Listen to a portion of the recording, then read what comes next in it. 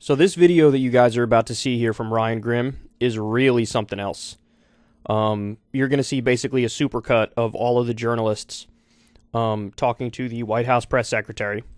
And, I mean, virtually every single question, except for the ones at the end here, which are from Ryan Grimm, are prodding for World War III. That is like the plain-faced reading and you know, non-hyperbolic assessment of the nature of their questions. So let's take a look and then I'll react as we go. Zelensky and other Ukrainian officials have made so clear that what they believe they need the most is more warplanes and fighter jets. So why is the U.S. assessing something different? In a White House press briefing, reporters repeatedly asked why President Biden isn't doing more to provide Ukraine with direct military support. Now, by the way, I mean, he is providing them with, like, every single kind of weapon under the sun. So what does that mean? Direct military support. What they mean is, why aren't you guys shooting at Russia? And the answer to that is the most obvious thing in the world. That's World War III, and that means people's fingers, both in Russia and the U.S., are about 2 millimeters away from pressing that big red nuclear button. Why does the U.S. believe they know better what Ukraine needs than what Ukrainian officials are saying they need the most? Jesus Christ. It sounds like, we're pretty dug in on our position when it comes to the no-fly zone, when it comes to the MiGs, despite this growing bipartisan call in Congress to shift a little bit. So, to put it bluntly, is Zelensky wasting his time tomorrow asking for these things? President Zelensky is going to be speaking to Congress tomorrow. He's been pushing for fighter jets, a no-fly zone. You have to hear some of those same requests tomorrow as well. Has the administration shifted on that at all? Though, calling for a no-fly zone. They're a NATO member.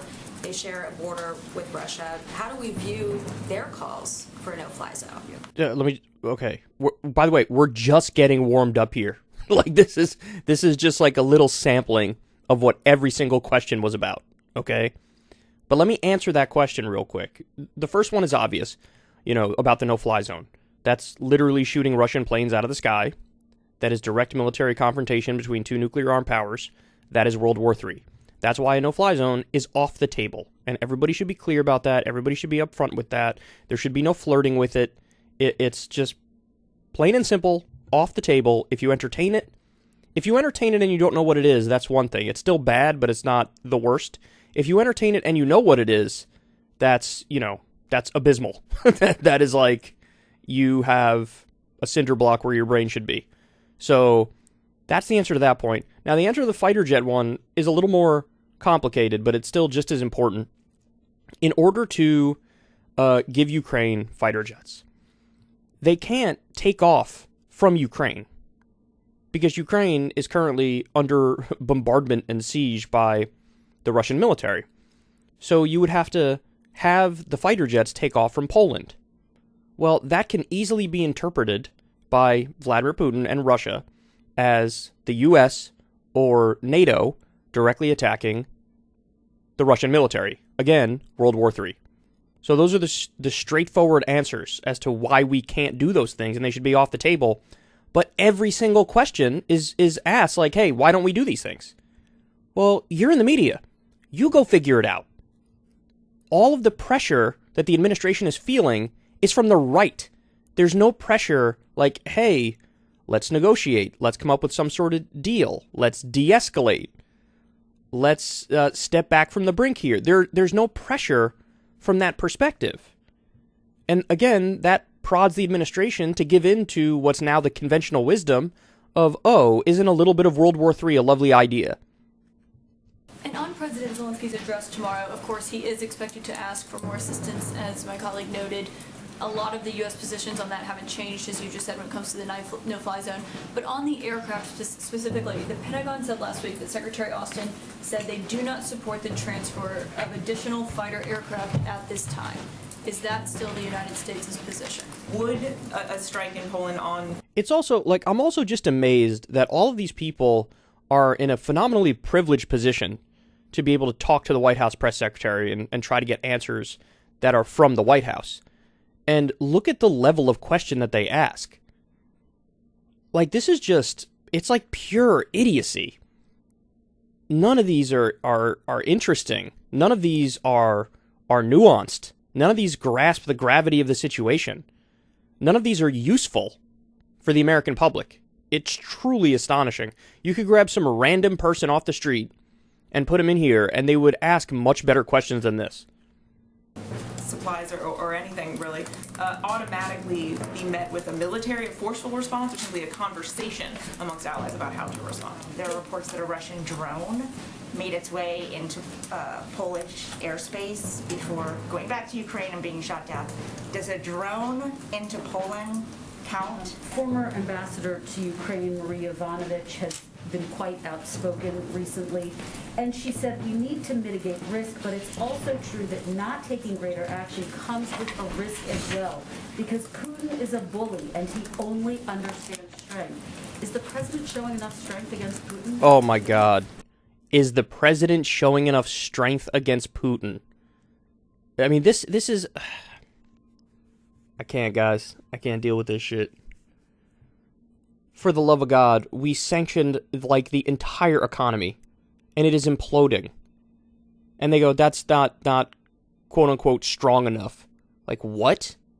That's too strong. That's hurting innocent Russian civilians who didn't do anything wrong, who, many of them are out there protesting Putin's war. Jesus Christ. Unbelievable, man. What else do you want? If we've sanctioned the economy in 1,000 ways to Sunday, what more do you want? And the answer is obvious. They would never come out and just say it. We are pro-World War III. But that is the underlying implication of every single question they ask. If Putin were to use chemical weapons, would it change the president's thinking when it comes to these MiGs, taking the no-fly zone off the table, but at least on this issue? Are you prepared? Can you give us any more details about what that threat means of severe consequences? The president obviously made the same threat last week. Is that purely economic consequences, or would there potentially be a military threat? Go ahead. All right, so now they're going to get to Ryan Grimm's question. I'll play that for you too, but like then the question is, well, why do these people ask these questions? Why are they so bad at their jobs? And on the one hand, there's a genuine like culture response here because the culture of corporate media is just disgusting, and their conventional wisdom bubble that they live in is just full of horrendous ideas. So there's that. But then there's also the fact that a lot of these people have sources that are the intelligence agencies and the Pentagon. And those people they view as just flat-out truth tellers. And so they're stenographers for those people. So whatever some Pentagon official or some intelligence agent tells them, they just accept it at face value. And those people are, of course, the most pro-war and the most hawkish.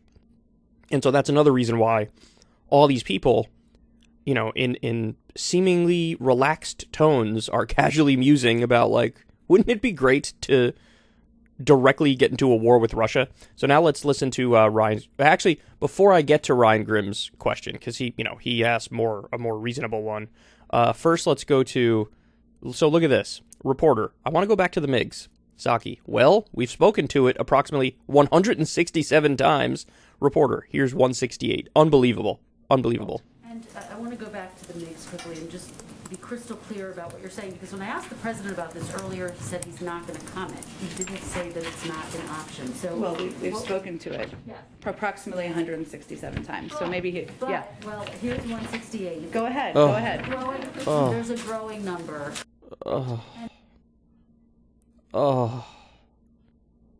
Unbelievable. Now just imagine for me a world for a second where when we had a pandemic start, that the media asked 168 questions about Medicare for all and prodded the government from the left, which, by the way, if we had Medicare for all during the pandemic, there's a public citizen report that showed we would have saved over 300,000 lives if we had a universal healthcare system when the pandemic hit. I think the exact number is about 330,000. Just imagine for me if that was the case. Guys, remember, like in the rare instances where the media does something good, sometimes they yield results. Like remember when they flat out made fun of Jen Psaki when they were like, well, why can't we have free tests? And Psaki was like dismissive. And she had scorn for the idea. Like, what do you want us to send everybody a test? And the media was like, yeah. Other countries are doing it. Why can't we do it? And then they caved because they were embarrassed and they started sending out free tests. So you can yield results. You can do it. But they suck at their jobs. Imagine all this pressure was coming from the perspective of, holy crap, we're on the brink of World War III. For the love of God, let's negotiate. Let's make a peace deal. Let's figure this out ASAP. Imagine if that's where the pressure was coming from. We'd be so much better off. Oh my God. But they suck at their jobs. They suck at their jobs. All right, let's listen to Ryan Grimm's question. Aside from the request for weapons, President Zelensky has also requested that the U.S. be more involved in negotiations toward a peaceful resolution to the war. What is the U.S. doing to push those negotiations forward? Well, one of the steps we've taken, a significant one, is to be the largest provider of military and humanitarian and economic assistance in the world to put them in a greater position of strength as they go into these negotiations. We also engage and talk to the Ukrainians on a daily basis. And the president... By the way, this is not a good answer. You know, what are you guys doing for peaceful, diplomatic, negotiated settlements? And she's like, well, we've given them a lot of weapons, and we've given them a lot of money, and we talk to them on a daily basis. Them meaning the Ukrainians. Well, what the hell does that have to do with a negotiated settlement with Russia? Nothing.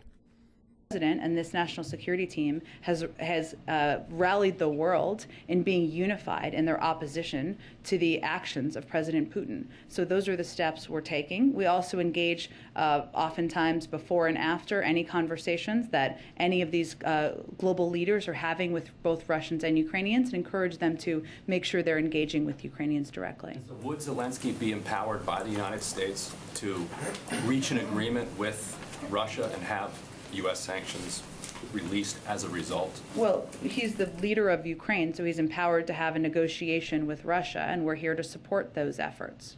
That's a yes. Again, I'm not going to get ahead of a negotiation, but we are here to support those efforts. We discuss and have conversations with his team on a daily basis. Okay, so that was a great question from Ryan, and that was not a good answer. That was not a great answer.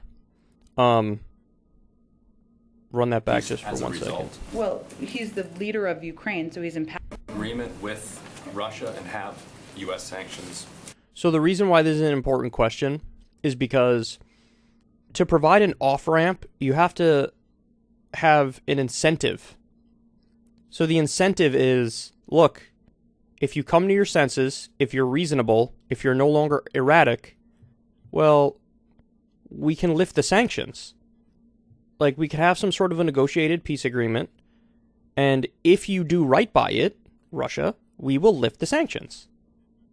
And so now the incentive is, do you want your economy to not completely implode?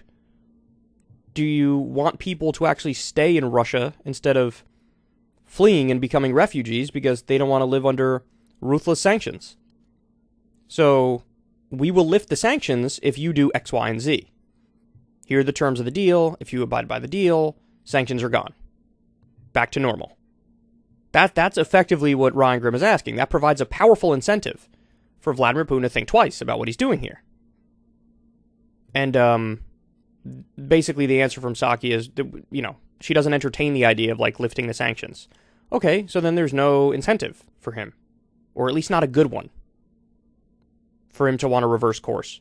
So anyway, there you have it. God, the media is so bad, man. So straight up bloodthirsty. The entire framing from the media was a neoconservative, hawkish, imperialist framing that's like begging for World War III.